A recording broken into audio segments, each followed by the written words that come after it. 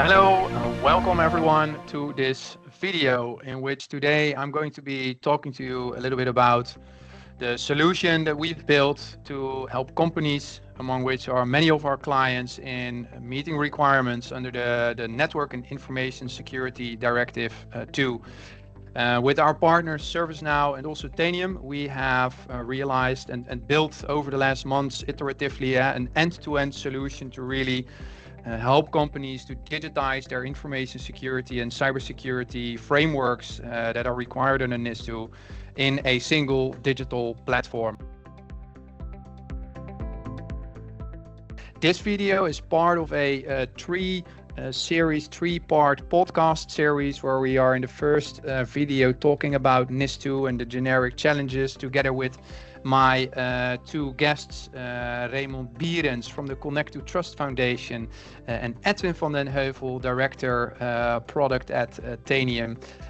Today, the demonstration of our solution, and then there is a third recording, a podcast also where we're discussing about how we have come to this solution. So today, a short agenda, diving into the subject matter at hand, the Network and Information Security Directive 2. What is it about? Why is it important? And of course, the challenges introduced by the NIS2 framework that we see at our clients, for instance. What kind of challenges are introduced by this new directive? The solution that we've built to overcome these challenges, with also a live demonstration of the dashboard that we have built on top of the ServiceNow platform specifically for NIS2, some key customer references shortly, and then our recommended implementation approach. Setting the stage. So a little bit about the background of the Network and Information Security Directive. So the directive has a great purpose in the end. It is there to better protect society. What happens if, for instance, a large energy and utilities provider becomes subject to a ransomware attack and is no longer operational? Not only will this have severe consequences to that particular company, it will also have a massive impact on society. So the aim of this new directive is really to force companies in essential and important sectors to improve maturity of their cyber and information security programs, to become more resilient and to be better protected against the ever-evolving cyber threat landscape. So first there was NIS1, and now with 2024 NIS2, the scope of applicability, the scope of, let's say, sectors is vastly increased. Now more than 160,000 companies across Europe need to be compliant from 2024 with the NIS2 framework for most member states, where regulators and auditors then might come knocking at the doors of companies that are need to be compliant and will start to execute NIS2 audits, for instance. So that's the moment when you need to be ready.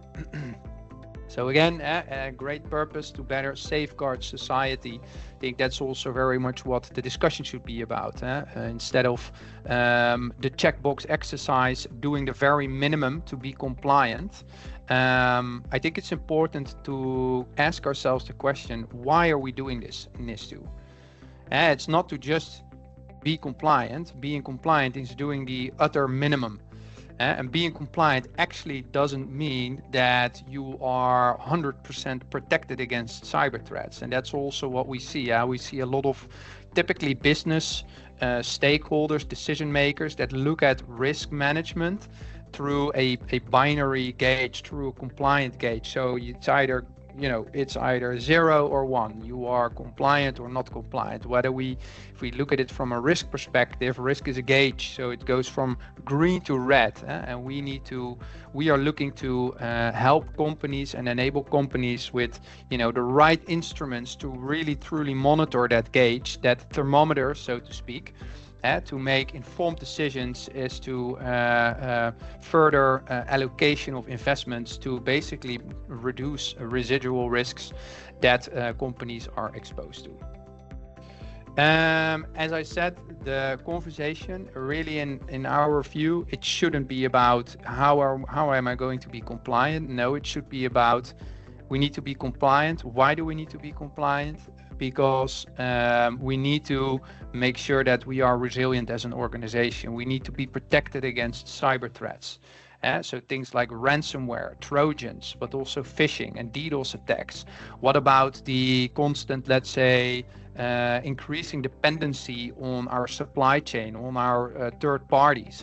What are we doing to evaluate risks arising from our supplier ecosystem? In addition, what is, I think, a big differentiator is that also in case of severe negligent behavior by organizations, board members may be held personally liable. So the people really accountable can also actually be held accountable if they really fail to act. So board members can face criminal penalties, which I think is a big differentiation in the way that this directive is being enforced compared to, for instance, the GDPR. Having a clear and accurate view on the end-to-end IT asset landscape is really fundamentally important to start getting a grip on, getting a view on IT risk and applying the right level of control. Not having that clear and accurate view actually poses an information security risk in and of itself, right? If you don't know what you have, if you have blind spots in that overview, then how do you manage it? How do you protect it? Secondly, risk ownership. So once we have that view on IT asset landscape, who is responsible, how is that, how does it sit within the landscape? Let's start to then determine criticality. What processes are dependent on certain applications? Who is responsible for this IT system? And what are the business stakeholders involved here? Risk ownership. So understanding criticality, understanding who is responsible for managing the risk around certain IT assets. Security requirements, so security incident handling, business continuity management, best practices, performing BIAs, having continuity and recovery runbooks in place, cyber practices like security incident response again, but also vulnerability response, encryption policies and procedures, etc. So endpoint management, for instance, also. And of course, fourth one, supply chain security, very, very important. The buck doesn't stop with our own organization anymore. We are, through the NIS2 directive, now enforced to also evaluate risks arising from our supplier ecosystem. So what kind of SaaS applications, for instance, am I using, and what is that vendor doing to prevent that in case of a certain outage, for instance, I'm not going to get affected too much, right? Third-party risk management, supply chain security. And finally, incident reporting, right? So what happens in case of a major incident and how do I report to the relevant local authority? And that's actually a generic problem statement. So information security management really in the end is about information exchange between the central security risk compliance functions. So basically the 3 lines of defense principle. Information exchange between that second line and the first line. So all different areas of the business where the central risk compliance security function, they need to have, they need to be able to produce that cockpit helicopter view. What is our risk and compliance posture across the organization? And in order to get that, they will need to collaborate with a lot of the different IT and business owners across that whole organization to get to that central view. Now, and if that information exchange happens in a way that is relying on different tools scattered across the landscape, manual ways of working with Excel, with email, etc., this will introduce a lot of challenges, right? Not only will it become more increasingly difficult to actually get to that real-time single pane of glass to get at any point in time report on where are we, what is our risk and compliance posture. It's going to take a lot more time and work by both the central security and risk and compliance teams and also the business, because constantly they will have to chase, send reminders of that email, can you still fill out that Excel sheet, etc. Also, there is a very much a likelihood, if we work in such a way, that there's going to be an increase in audit findings, for instance, because evidences are not properly stored or stored in different ways. So 9 times out of 10 audit findings actually result from not the fact that companies are or employees are not doing the things they should be doing, but simply because it's not properly stored and it cannot be traced back. Right, so in the end, in summary, if we work in such a way, it's going to increase cost of compliance. It's not going to give us those insights that we so really desperately need, the complete view on risk and compliance posture, and it's going also to lead to much longer lead times, for instance, in remediative actions, etc. Right, so slower, more expensive, and lowered quality overall. In summary, those challenges. And in the end, again, it's about collecting data, storing data, aggregating data, visualizing it, and doing something with that, taking action upon that. And if we do that in that manual way, it's going to lead to a lot of business challenges. In regards to NIS2, there are standard off-the-shelf capabilities that are also recognized by Gartner, by Forrester, for instance, as best-of-class solutions. And if we look at the requirements under NIS2 that we saw earlier in the presentation, IT asset ownership and visibility, risk ownership, etc.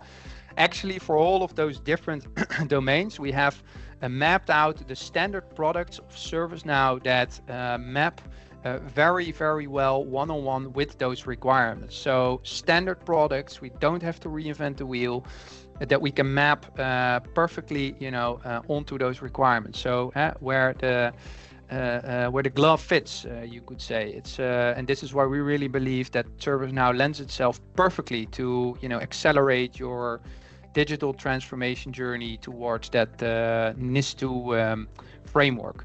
On top of ServiceNow, we have also built together with our customers, but also with the Connect to Trust Foundation, one of our partners, with Tanium and with ServiceNow, we have built an end-to-end Nis2 dashboard to really enable CIOs and CISOs with a single pane of glass to monitor all those requirements, all those aspects of NIS2 at a glance.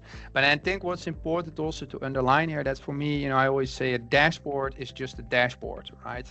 You can have a great iPhone with a really nice screen and visuals. If your internet connection isn't working, basically, if you're unable to have that connectivity and to acquire the right data, it's useless. And same goes actually for dashboards and in that sense SaaS technology. It's really what is about. It's really about what is under the hood. And just before we move to the demo, I think as mentioned, ServiceNow, the workflow platform of action, and we have started to work with Tanium, one of our new technology partners that also have a partnership with ServiceNow, that we see as a great complementary technology to, on the one hand, collect a lot of the data that you need, for instance, in that dashboard. So Tanium is a very powerful solution, for instance, to perform endpoint discovery and endpoint management, vulnerability management, to scan the network, to populate the CMDB in ServiceNow, in which we identify ownership, in which we initiate, for instance, remediation workflows or IT patch management workflows, change management workflows, and in case a certain vulnerability is detected, the whole process, approvals, workflows needed to manage that IT landscape in ServiceNow, and finally orchestrating and automating actions towards the IT landscape, like performing patches, on endpoints, is where again Tanium comes into play. And with that, the combination of these two very powerful technologies, we can really help clients to, come to a very highly automated solution to manage IT and IT security across the enterprise.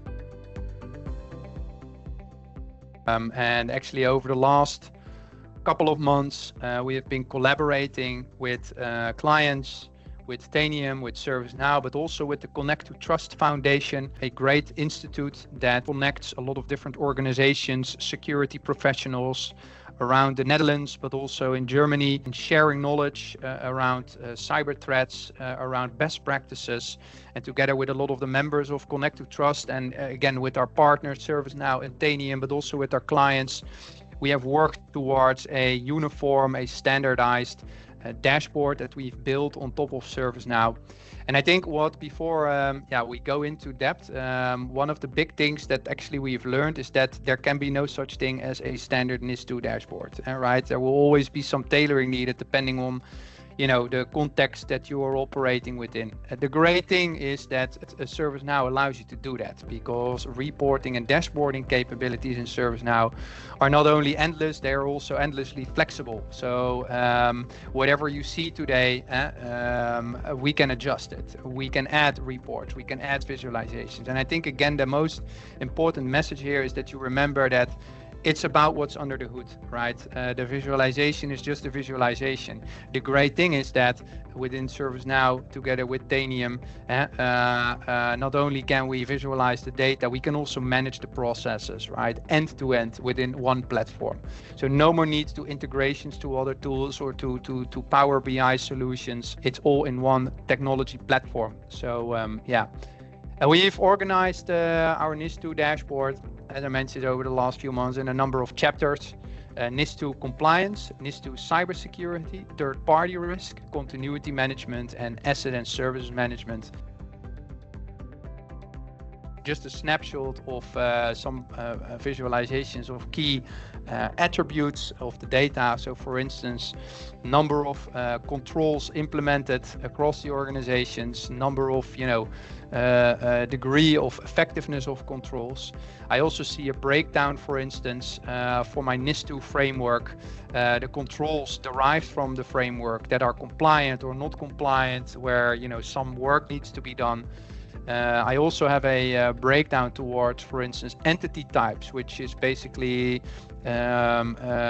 representing certain business functions, critical business functions, certain facilities, data centers, or other elements. So that's again the great thing about also having a single source of truth of organizational artifacts, so the whole IT asset landscape, but also process view, departments. The whole organizational model is already captured in ServiceNow, and on top of that we can then start to monitor risk and also implementation of controls.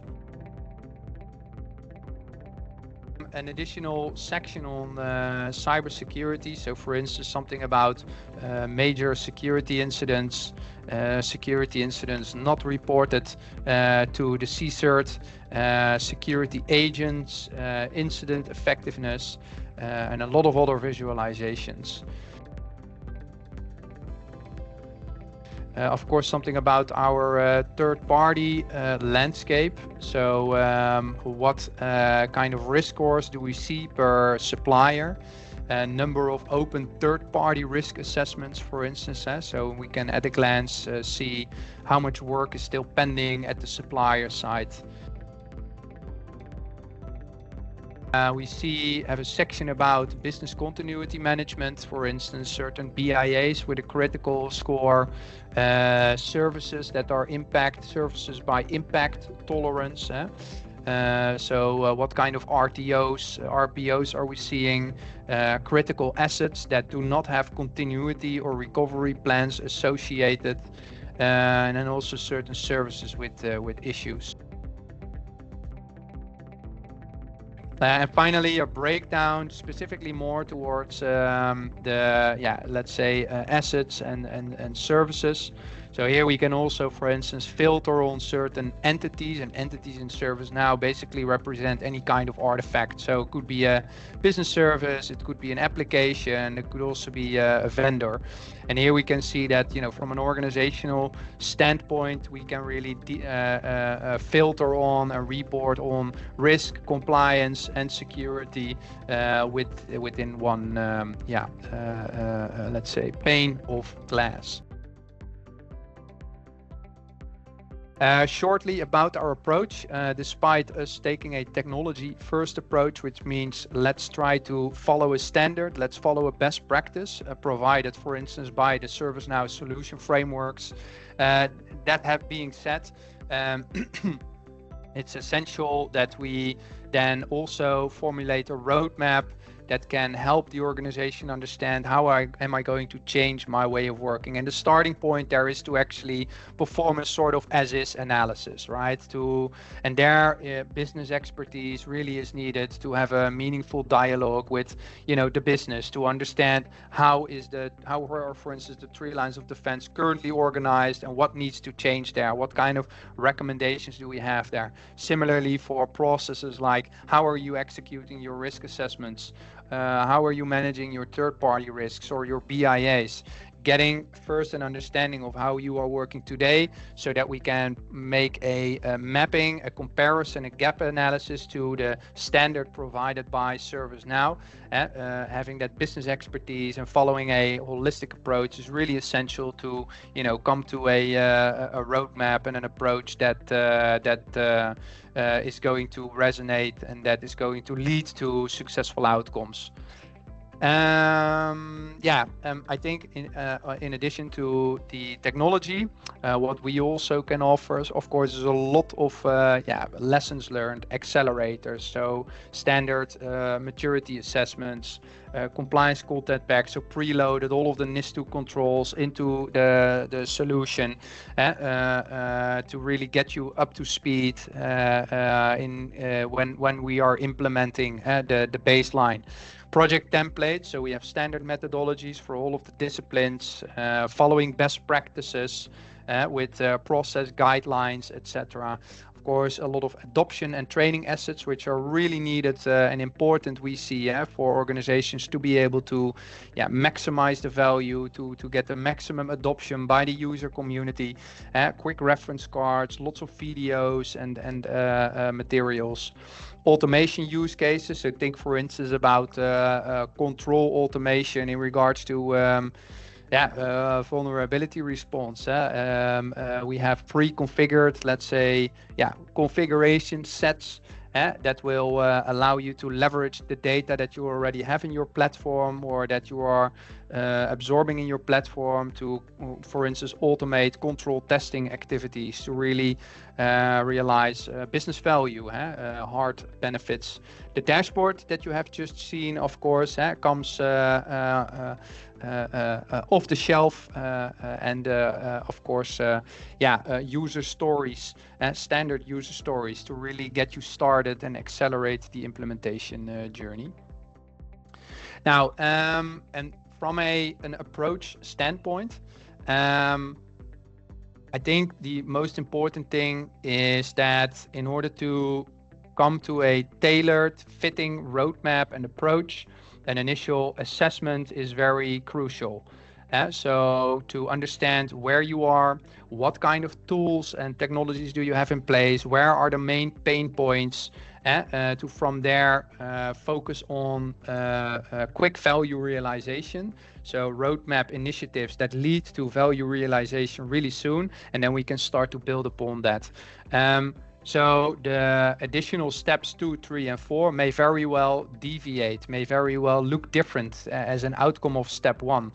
But to at least give a dot on the horizon, right, and to give some direction, we feel, based on our experiences, this is a logical sequencing. This can provide a guideline in prioritizing certain roadmap initiatives if you really don't know where to start. So start with that foundation, configuration management database, integrated risk for the controls and the risk frameworks, and IT service management for, also CMDB and IT incident and change management, after which we can start to onboard other capabilities like security operations, security incident response, third-party risk, and business continuity management, after which we'll start to continuously improve and enhance those solutions. It was really great to have you.